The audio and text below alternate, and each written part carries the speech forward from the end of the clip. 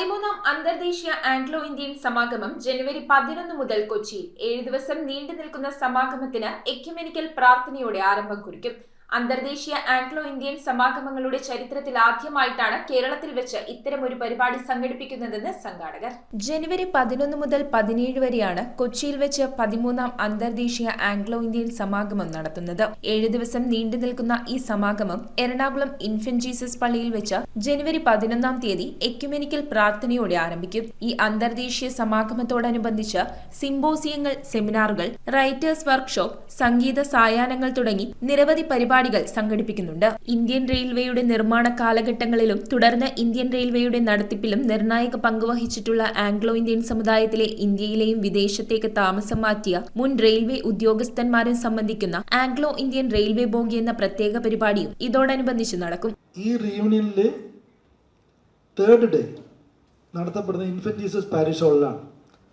അന്നൊരു ഇവന്റ് ഞങ്ങൾ പ്ലാൻ ചെയ്യുന്നുണ്ട്. അത് it is called Anglo Indian railway bogie.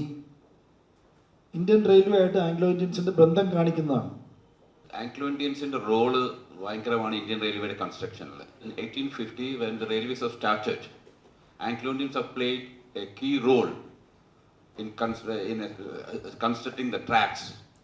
മനസ്സിലായോ? കാരണം അവർക്ക് ലോക്കൽ ആളുകളായിട്ട് ഇടപഴകാനായിട്ടുള്ള ഒരു ചാൻസ് ഉണ്ടായിരുന്നു. ലോക്കൽ ലാംഗ്വേജിന്റെ ഒരു അഡ്വാൻറ്റേജ് ഉണ്ടായിരുന്നു. They can speak English with their European masters. At the same time track lay ചെയ്യുമ്പോഴത്തേക്ക് ലോക്കൽ ആളുകളുണ്ടല്ലോ, അവരായിട്ട് കമ്മ്യൂണിക്കേറ്റ് ചെയ്യാനുള്ള ഒരു ബ്രിഡ്ജ് ആയിരുന്നു ആംഗ്ലോ ഇന്ത്യൻ.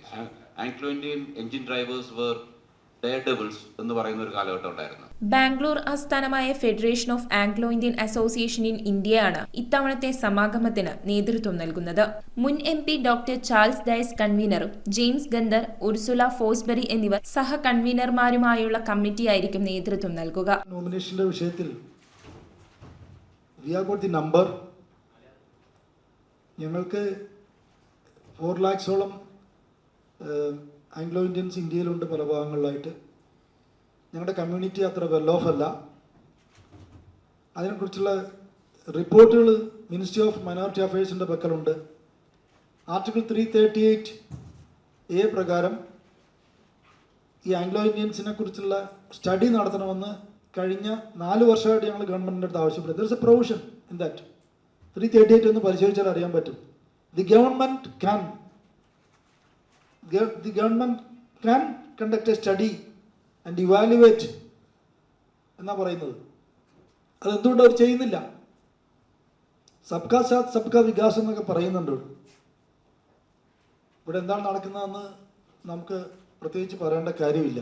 ഞങ്ങളൊരു കേസ് ഫയൽ ചെയ്തു സുപ്രീം കോർട്ടിൽ. കേൾക്കാൻ സമയമില്ലെന്നാണ് പറയുന്നത്. It was filed in 2022 after giving lots of memorandum. ഒത്തിരി മെമ്മറാണ്ടങ്ങൾ പ്രൈം മിനിസ്റ്റർ തുടങ്ങി പ്രസിഡന്റ് എല്ലാവർക്കും കൊടുത്തു.